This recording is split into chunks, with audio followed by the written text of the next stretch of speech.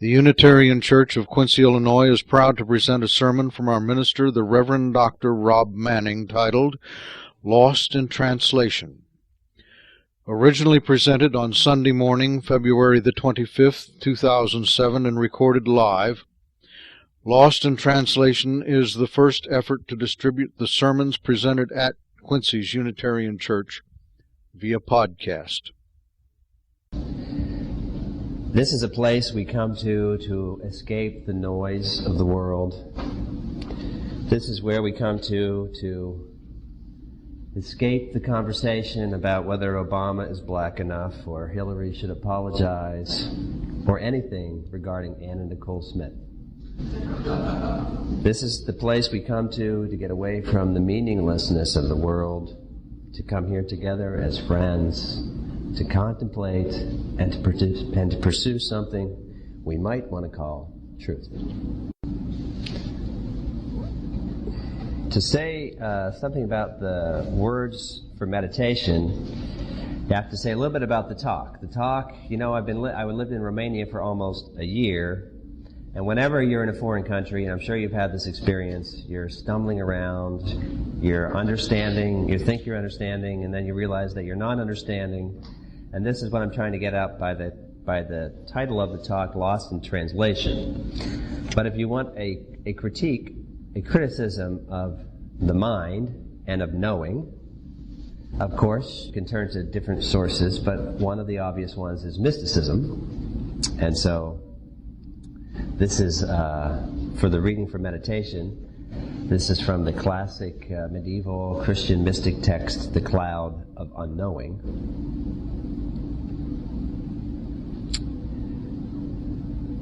Our intense need to understand will always be a powerful stumbling block to our attempts to reach God in simple love. The attempt to understand must always be overcome, for if you do not overcome this need to understand, it will undermine your quest. It will replace the darkness which you have pierced to reach God with clear images of something which, however good, however beautiful, however like God, is not God.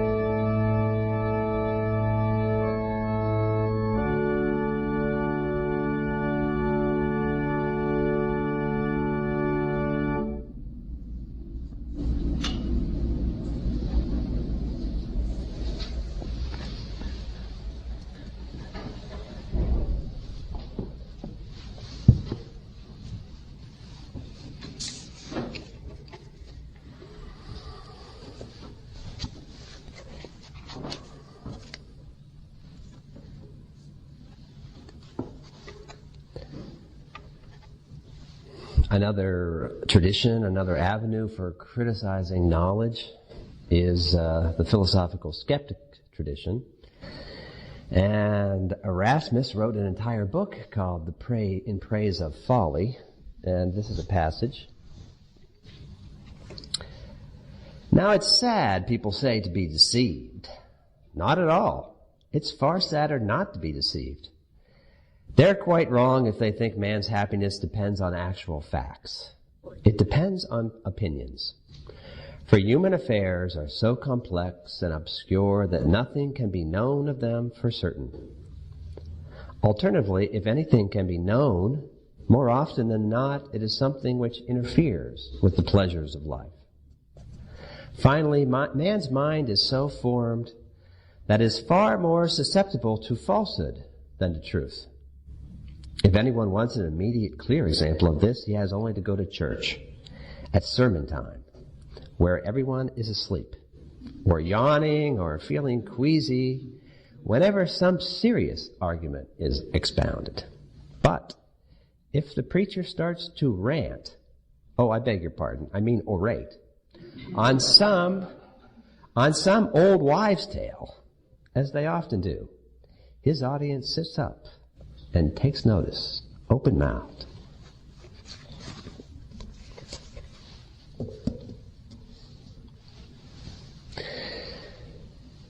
Now, last time I asked you to think back to when you were a kid or a parent and there was a bear in the closet. And this time, I would like you to think back to when you were traveling in a different country or a different part of the country and perhaps trying to speak someone else's language. Remember a time when you were having difficulty understanding another person or having difficulty making yourself understood by another person. Think back to your own experiences when you felt lost in translation. Now, many of these lost in translation experiences are, in their very essence, comical. I am sure if you had been able to live with me in Romania for the year, you would have laughed at me many times as you saw me trying to navigate my way around Romania and Romanians and the Romanian language. There was that time when Michelle was visiting, when we went out to lunch, and what I told her would be cucumber salad ended up as just a bowl of pickles.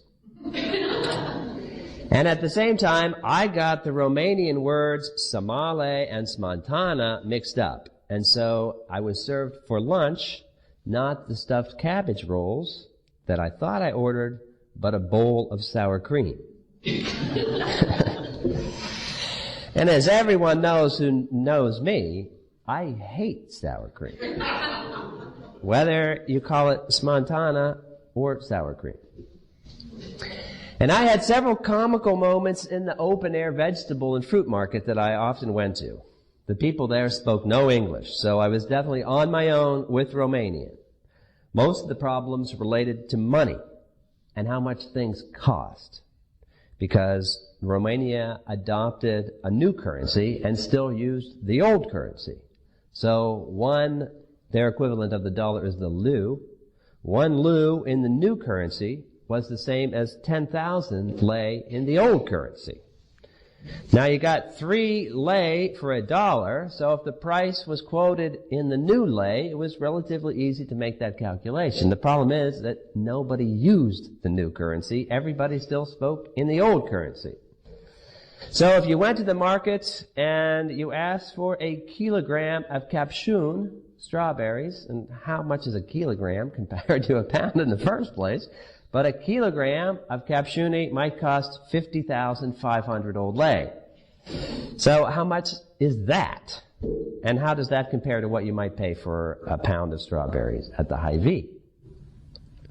I am sure that you can relate to my feeling of being lost in translation and the humor of it.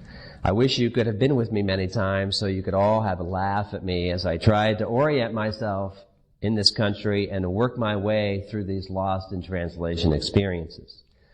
They are comical and are part of the fun of exploring a different culture. Now, since I lived for most of a year in Romania, I have spent a lot of time lost in translation. And I have had the time as a philosopher to think about these experiences, and I think that they are funny, but that there's something more about them than just humor. They reveal to us how much we don't understand what is foreign, what is different to us. And they reveal to us how imperfect and flawed and provisional is our understanding when we do try to interpret and to know something. Now, I have spent enough time in Romania, I think, not to understand Romania, but to understand some of the ways in which it could be misunderstood by an outsider. For example, if an American goes to Romania as a tourist for a few days or a week, she will soon notice that when you go to a restaurant or a bar, the waiters and the waitresses will probably not be very attentive to you, let alone friendly. Compared to our usual very friendly service persons who greet you with a smile, say hello, say, have a nice day, their Romanian counterparts can even seem rude and unfriendly. Now, this might lead the American visitor, reasonably enough, based on very limited contact with Romanians, to conclude that they're unfriendly. But the truth is, in Romania, the waiters and the waitresses, unlike in our country, they get their money from their employee. Only a small part of their income comes from tips. So they're going to get paid whether they pay attention to you or not. They don't have the same motivation to be attentive to the customers as our wait persons do. And Romanians, in fact, if you explain to them the situation, how it works in America with restaurants and service people, they think our system is very strange. They ask, why isn't it the restaurant's responsibility to pay these people a living wage? Americans also tend to be fairly open and expressive people who will make small talk and make eye contact. And at least from my perspective, Romanians can seem very closed and shut off and not open and not friendly. People walking by you on the street will generally not talk to you and not make eye contact with you. Most Romanians, at least to me, seemed closed and shut off from people that they don't know. Now, is this because of the decades under communist oppression?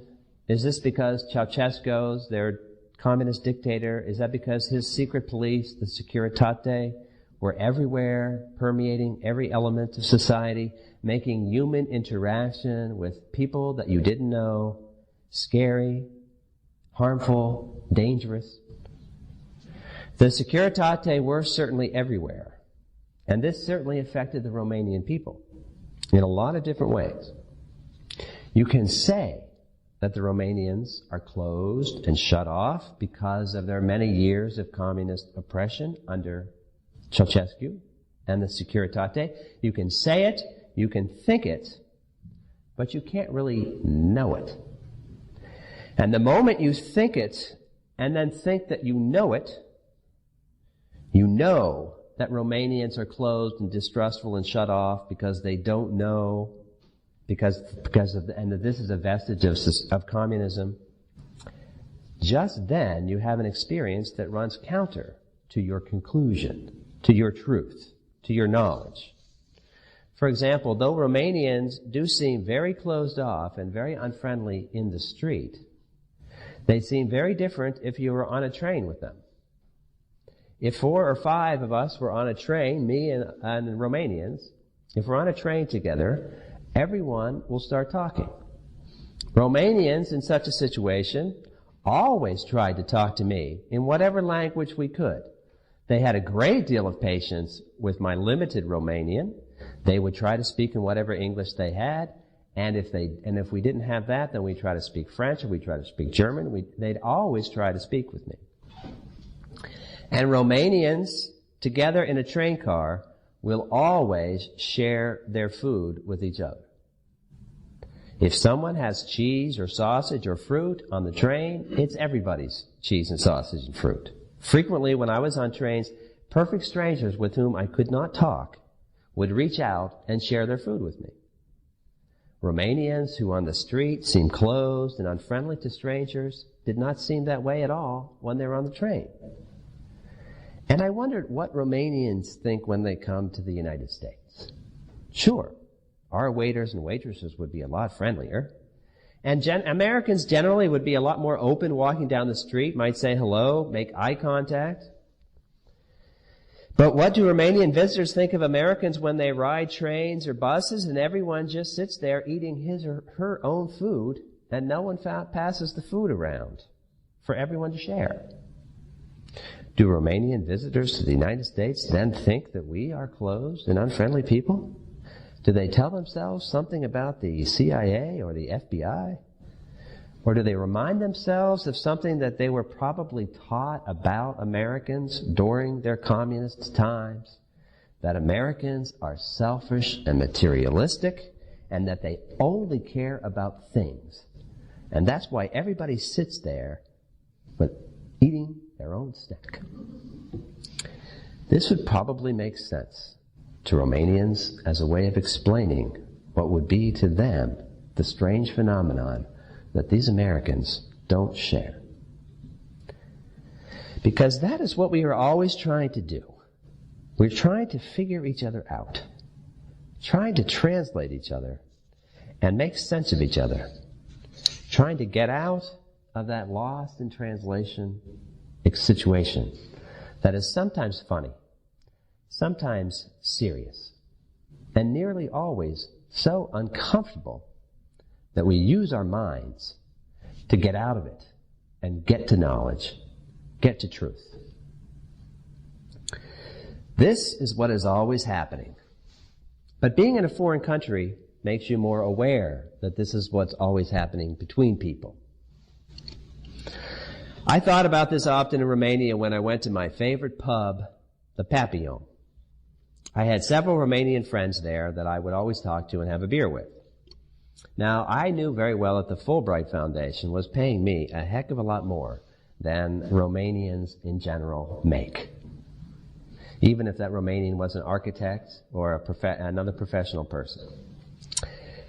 And the beer was very cheap, so my impulse was to buy beers for my friends. Now, I thought of this as simply a way of evening out the disparity of income, the least I could do to buy a beer or two.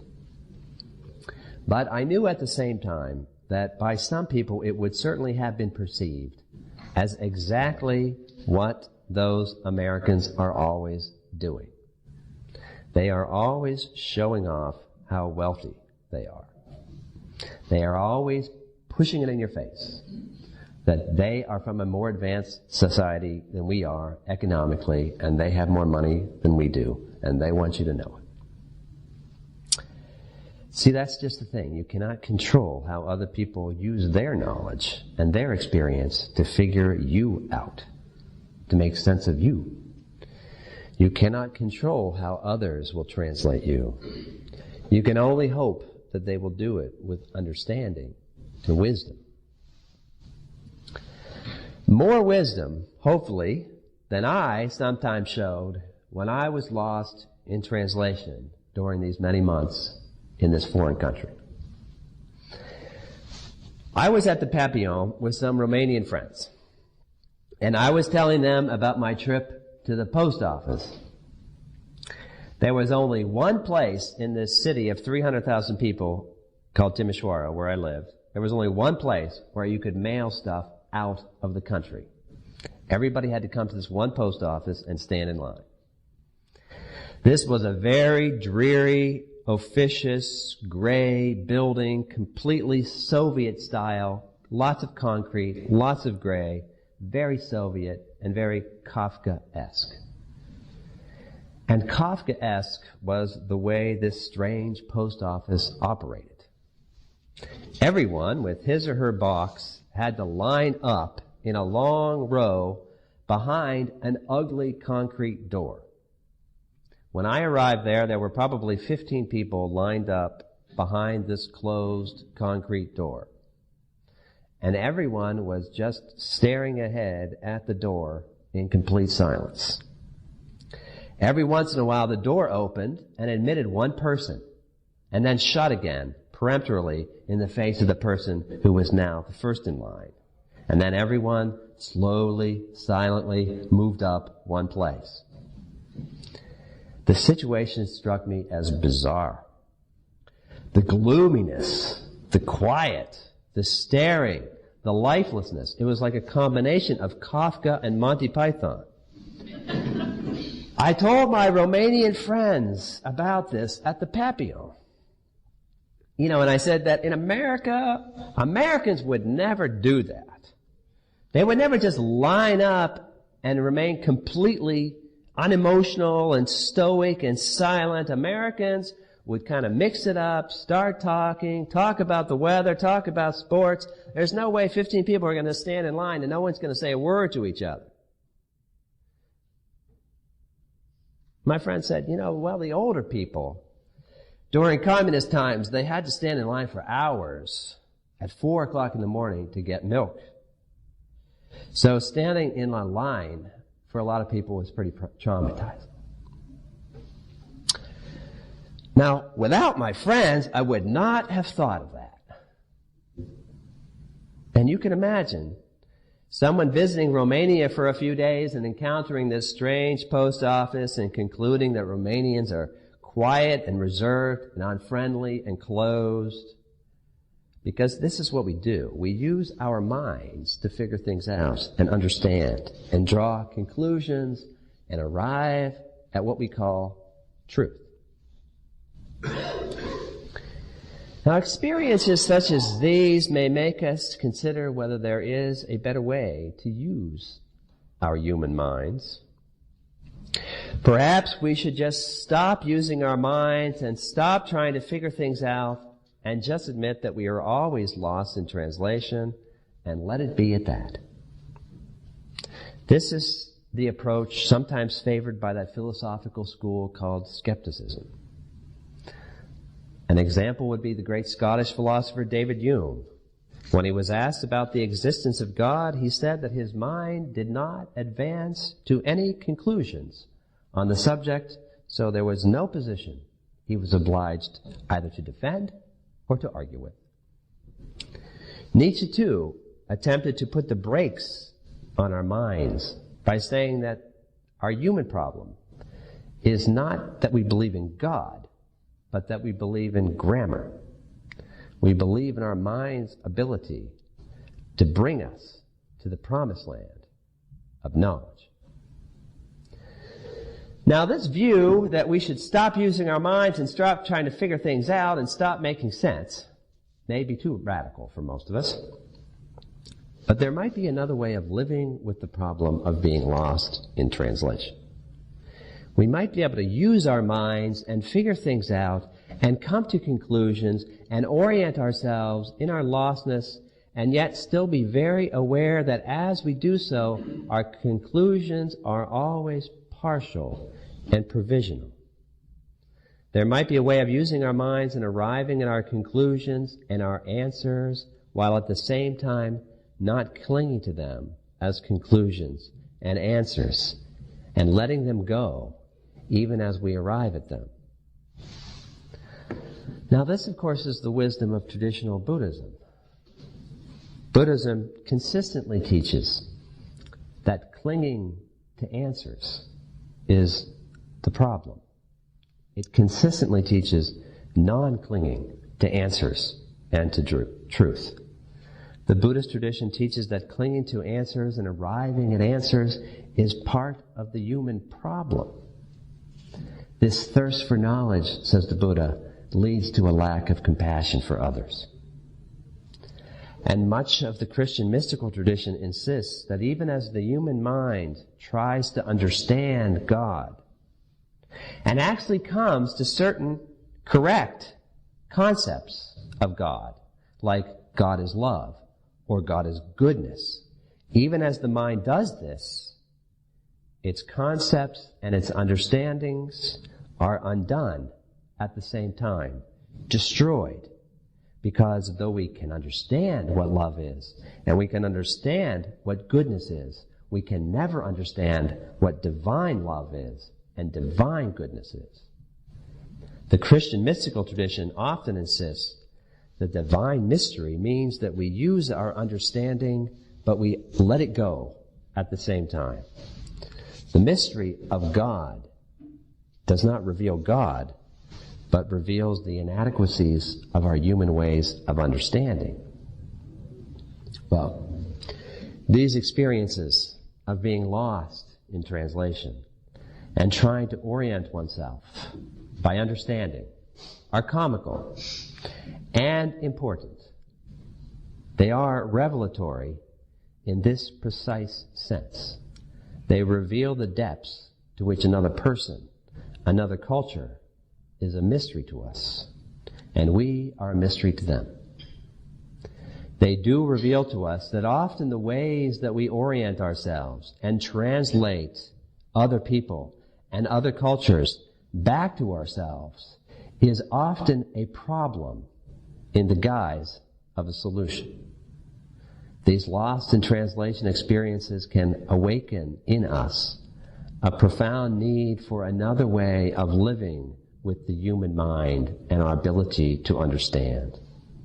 How can we know and undo our knowledge at the same time? What would that do to us, inside of us?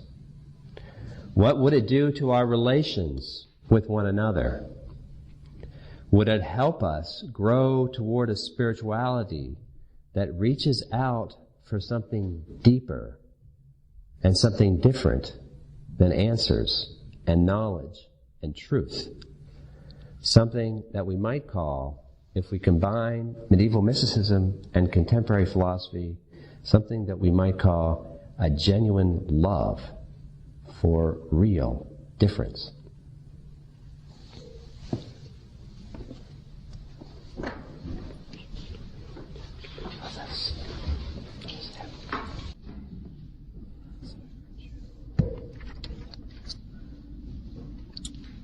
Closing words are also from The Cloud of Unknowing. And so I urge you, go after experience rather than knowledge. On account of pride, knowledge may often deceive you. But this gentle, loving affection will never deceive you. Knowledge tends to breed conceit, but love builds. Knowledge is full of labor, but love is full of rest.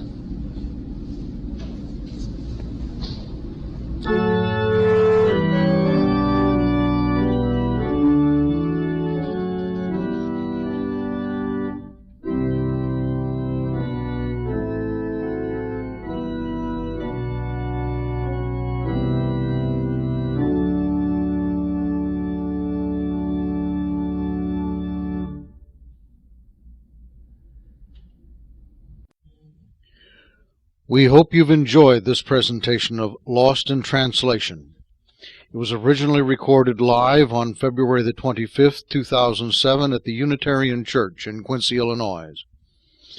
We want to invite you to join us next Sunday morning.